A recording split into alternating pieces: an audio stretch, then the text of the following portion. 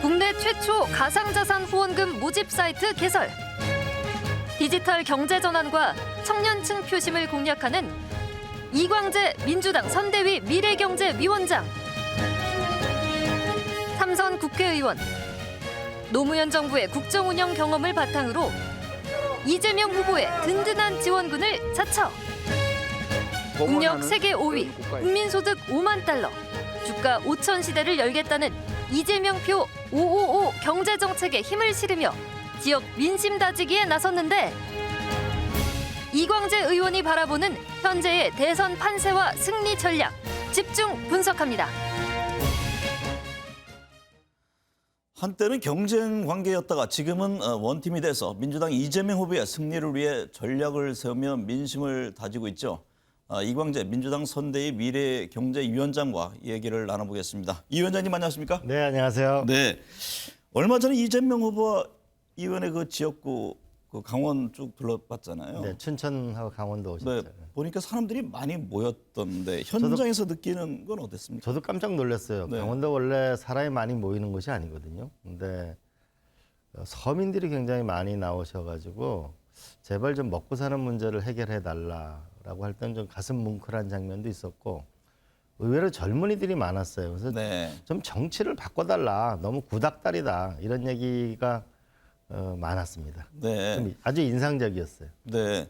지금 그 뭐 대선 전국입니다만 오미크론 변이로 코로나19 확진자 급증하고 있잖아요. 오늘 보니까 뭐 7,630명까지 다시 증가했던데 디지털 방역으로의 대전환 필요성을 강조를 하신 바 있잖아요. 네네.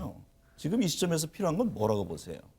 결국 방역하고 경제가 함께 가야 되는 건데요. 그런 면에서 저는 좀 대전환이 필요하다. 여주시 사례 같은 경우에는 이제 1시간 만에 우리가 코로도 하고 타액으로도 해가지고 검사 결과가 나오면 네. 음성인 경우는 우리가 공장도 편히 갈 수 있고 오일장도 열고 아울렛도 열고 있거든요. 그래서 영업 부분에서 아주 경제 활동이 활성화되고 있고 그걸 이제 전국 소상공인연합회에서는 좋게 봐서 표창장을 주거든요. 저는 네. 여주시 사례를 빨리 전면화해야 된다. 그래야 경제와 방역이 될 수 있는 거 아니냐 이렇게 봅니다. 네. 지금 대선 후보들이요 가상자산 대책을 잇따라 내놓고 있는데 이 의원은 정치인 중에서 처음으로 그 가상자산으로 후원금을 받자 이런 그 제안을 하고 좀 실제 지금 실행에 네. 옮기고 있는데 이재명, 윤석열 두 후보의 가상자산 관련 정책 공약 어느 부분에서 좀 차이가 있습니까? 큰 차이는 없습니다. 네. 결국 이제 가상자산을 현실로 인정하고 그러니까 새로운 경제를 만들자는 건데요. 이재명 후보하고 저거 이거 많은 얘기를 했는데요. 제가 규제를 확실하게 이번에 돌파를 하자. 네. 젊은이에게 희망을 주자. 미래 기술을 블록체인 기반을 만들고 크립토 경제 사회, 이 토큰 이코노미로 진행하자. 이 부분 우리가 얘기를 많이 한 것입니다. 그래서 네. 조금 새로운 세상이 왔으면 좋겠고 그렇습니다. 네.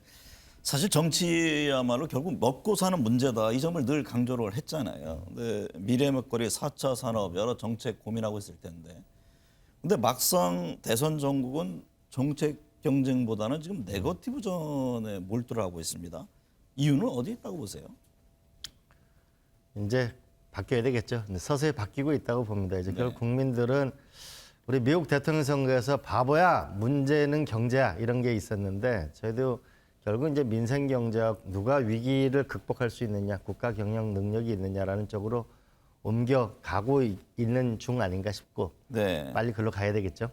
지금 대선 45일 남았는데요. 후보들이 이제 설 연휴에 그 민심 잡기에서 여러 가지 분주하게 움직이고 있는데 현재 이재명 후보의 지지율 흐름은 어떻게 보고 계세요? 조금씩 올라가다가 그 지금 약간 주춤해 있는 상황인데요. 네. 결국은 이제 정권 교체를 바라는 마음하고 국가가 안정적으로 경영돼야 된다는 마음이 반반 정도 되는데 결국은 국민들이 선택할 거는 누가 국가 경영의 경제를 살릴 건가가 중요한데 네. 핵심 변수는 20대라고 봅니다. 네. 20대는 미래지향적이기도 하고 진영 투표가 아니고 이익 투표를 하고 있거든요. 네. 그러다 보니까 요동을 치고 있는데 결국 이 20, 30대가 원하는 거는 결국 미래와 경제. 결국은 마지막에는 국가 경영 능력과 민생과 경제 네. 위기 돌파 능력으로 결국은 승부가 나지 않을까 네. 싶습니다. 조만간 양자 TV 토론회가 지금 예정이 돼 있잖아요. 그렇습니다. 그러니까 이번 토론회가 이재명 후보의 지지율을 한 단계 끌어올릴 계기가 될 것으로 보십니까? 결국은 저는 그렇게 될 거라고 보는데요.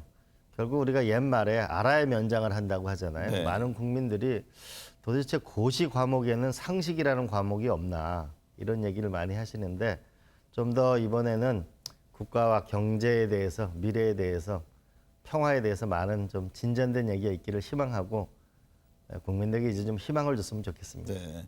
지금 윤석열 후보 배우자 김건희 씨와 서울의 소리 이명수 기자와의 통화 내용을 두고 이제 여러 논란이 있는데 뭐 미투 관련 입장이라든가 무속 뭐 이런 것도 지금 쟁점으로 부각된 바가 있습니다. 반면에 국민의힘은 이른바 이재명 후보의 욕설 관련해서 지적을 하고 있는데 지금 여야의 그 녹취록 공방은 어떻게 보고 계세요? 저는 이재명 후보의 형수 욕설 논란은 누차 사과를 하고 있고 그 부분은 정말 그 가슴 아픈 일이라고 생각합니다. 근데 또 한편에 우리 김건희 그 배우자의 얘기를 보면서 저는 좀 슬프고 마음 아프다는 생각이 많이 드는 게 우리 과거 최순실의 악몽이 자꾸 떠오르고 있다. 네. 저는 이게 그 주역과 주술은 다른 거라고 보는데요. 저는 손바닥에 임금왕자를 쓰고 나오는 거는 이건 일반적인 주역과 주술에 가까운 것이다. 그리고 조금 대한민국이 큰 나라잖아요. 네. 그런 면에서 매우 저는 좀 뭐랄까 어두운 기운 이런 걸 느끼면 좀 슬프다 이런 생각이 좀 많이 듭니다. 그리고 결국은 이 후보자와 배우자는 거의 같은 거거든요. 네. 우리가 선거법도 후보자와 배우자가 문제가 생기면 바로 선거 지위를 상실하거든요. 당선 지위를. 그런 면에서 저는 국민들이 좀 현명한 판단을 해주십사. 우리가 영부인은 후보와 대통령과 동일한 거다. 이런 자세와 마음을 가지고 좀 판단해 주시기를 간곡히 바랍니다. 여러 상황을 감안해서 그런지 윤석열 후보는 제2부속실 폐지라는 얘기까지 했거든요. 그 점은 어떻게 봐야 합니까? 그 제2부속실을 폐지할 수가 없는 거고 영부인이 오히려 지금은 우리가 퍼스트 레이디의 역할이 점점 커지거든요. 대통령의 아마 역할 중에 이제는 한 60% 정도가 외교입니다. 외교가 경제고 경제가 외교고 그렇기 때문에 함께 해야 될 일이 많고 또 영부인끼리 대화도 많습니다. 사실은. 네. 그런 면에서 저는 영부인의 역할이 과거보다 훨씬 중요해졌다. 그렇기 때문에 국민들이 잘 판단해 주십사라는 말씀을 드리고 싶습니다. 지금 민주당과 불교계가 갈등을 빚고 있잖아요. 뭐 이 의원은 불교계도 잘 알고 계시는데 이제 정청래 의원이 문화재 관람료를 통행세라고 한 발언을 문제 삼고 있는 건데 이 과정에서 이핵관 논란도 있었고 정 의원의 탈당 얘기까지 나왔습니다. 해법이 있습니까?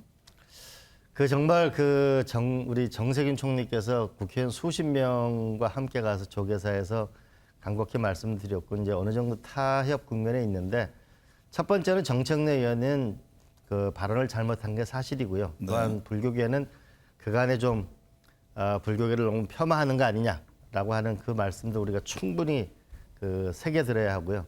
그래서 이번에는 앞으로 그 관람료 부분은 이제 국가가 부담하는 것이 저는 맞다고 보고요. 국민들은 자유스럽게 다니실 필요가 있고 또 한편으로는 이제는 이 종교 편향이라는 얘기가 사라지도록 일정 총리실 산하에 일정한 기구를 만들어서 합리적인 대화를 할 필요가 있겠다 봅니다. 어쨌든 불교계 분들에게 마음의 상처를 줘서 정말 죄송하게 생각합니다. 네. 대선의 변수 중 하나로 후보 단일화를 꼽습니다. 윤석열, 안철수 후보 간의 단일화가 과연 될 것이냐, 또 김동연 후보는 어떤 선택을 할 것이냐, 여러 전망들이 나오는데요. 대선을 앞둔 후보 간 단일화, 이 합종 연행에 대한 전망에 대해서는 어떻게 보고 계세요? 참 쉽지 않은데요.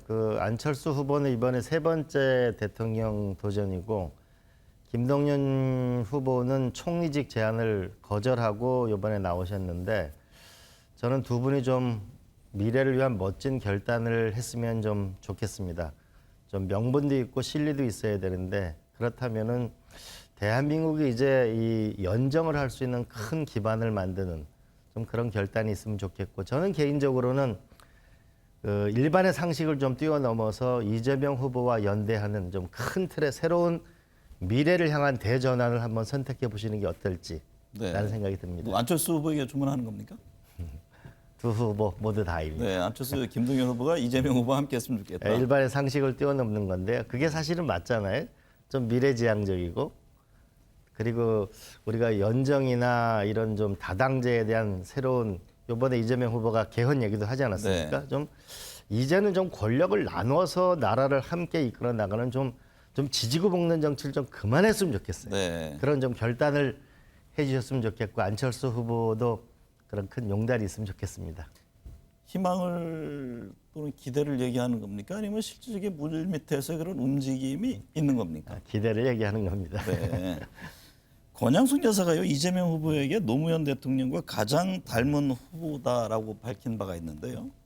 뭐 노무현 전 대통령이야 우리 이 의원께서 누구보다 잘 알 테니까 이재명 후보와 노무현 대통령의 닮은 점은 어떤 겁니까? 권양수 여사님께서 성남시장 시절에 저 이재명 시장이 나중에 대통령 후보가 될 것 같다라고 말씀하시더라고요. 네. 그래서 제가 성남시에 찾아가서 만난 적이 있어요. 아 그렇습니까? 예. 근데 주장이 선명하죠. 네. 그러나 또 한편으로 일을 처리할 때는 굉장히 현실적이에요. 제가 이번에 겪으면서 이재명 후보가 과거 선명한 주장을 하다가 왜 자꾸 이렇게 중도를 껴안으려고 자꾸 변한 거 아닌가 이런 얘기를 많이 하는데 네. 주장은 선명한데 사실은 문제를 풀어나갈 때는 굉장히 현실적인 사람이다라는 네. 것은 제가 확실히 느꼈고 그거는 또 자신 있게 말씀드릴 수 있을 것 같습니다. 실용적인 움직임이다 이렇게 보시는 그렇죠. 네. 그러니까 유승민 후보의 공약이 좋으면 유승민 후보의 공약을 받아들이고 심지어는 윤석열 후보도 공약이 좋으면 받아서 결국 나라가 잘 되자는 거 아닙니까? 유능해야 되는 거 아닙니까? 네. 이게 회의 때 누차 얘기하는 겁니다. 네. 앞으로 남은 대선 기간 동안에요. 지지율의 어떤 변곡점이라든가 변수로 남아 있는 게 있다면 어떤 게 있을까요? 하나는 오미크론이 결국은 이제 10,000명 이상의 확진자를 낳게 될 텐데 저는 방역의 대전환이 있어야 된다고 봅니다. 네. 그런 면에서 저는 이번에 이재명 후보가 디지털 방역으로 대전환을 추구했고 여주시 사례가 전 전국으로 빨리 확산돼야 된다고 보고요. 네. 두 번째는 결국은 국민들은 일자리 문제와 주택 문제를 어떻게 해결할 거냐. 네. 그리고 제발 좀 지긋지긋하게 싸우는 정치를 어떻게 그만두고 통합하는 나라를 만들 거냐라는 것이 결국은 저는 핵심적인 거고 국가를 경영하는 능력에 대해서 서서히 저는 관찰하고 결국은 그것을 가지고 판단하실 거라고 봅니다. 왜 이재명 후보여야 하는지 또 아울러 승기를 잡을 카드는 어떤 게 있을지가 궁금합니다. 결국은 한 분 한 분 진실되게 만나는 것이 중요하다고 보고요. 네. 결국 우리가 회사를 해도 실적을 보고 하지 않습니까? 우리가 성남시는 판교라는 대한민국 젊은이가 꿈꾸는 IT의 산실입니다. 그리고 수원시도 삼성전자가 있는 곳이고 평택이라는 곳도 우리가 물류가 있는 곳이고 또 접경 지역에 있는 것이 경기도 아닙니까? 네. 그러면서 결국은 성남시와 경기도에서 능력을 받기 때문에 국회의원 영선을 대통령 후보로 만든 거거든요. 네. 그런 면에서 실적을 갖고 평가하는 것이 국가의 위기를 줄일 수 있는 거다라고 생각하고 네. 국민 여러분들의 정말 진실한 좀 지원을 각별히 부탁드립니다. 네. 얼마 전 발표된 여론조사를 보니까요. 오는 6월 지방선거 때 강원도지사 후보로 이 의원이 압도적인 1위를 했던데 뭐 지방선거도 있고 또 뭐 당권도 있고 여러 가지가 있을 겁니다. 세회 계획은 어떻습니까? 저는 일단 그 대통령 선거가 잘 됐으면 좋겠어요. 이번 대통령 선거 때 일자리 문제 확실한 좀 이정표를 긋고 싶습니다. 그 대학 도시, 기업 도시, 혁신 도시에 좀 대대적인 투자를 해서 일자리를 만들어내면서 그래서 세금도 확실히 걷는 거. 두 번째로는 이제 왜 국가는 잘 사는데 국민이 이렇게 전쟁 같은 삶을 살아야 되냐. 주택 문제와 보육, 교육, 노후연금의 불안 문제를 확실하게 해결하는 이 문제에 대해서는 제가 미래경제위원장으로서 확고한 그 좀 길을 만드는 것을 그 길을 먼저 만들고 싶습니다. 네. 그야말로 이광재 의원의 이제 역할이 크네요. 그런 건 아니고 열심히 하려고 합니다. 네. 이광재 의원은 민주당의 전략통으로 먹고 사는 문제, 정책에 힘을 쏟고 있습니다. 이번 대선에서의 역할, 나아가 향후 차기 정치 지도자로서의 움직임에도 관심이 쏠립니다. 오늘 함께해 주셔서 감사합니다. 네, 고맙습니다.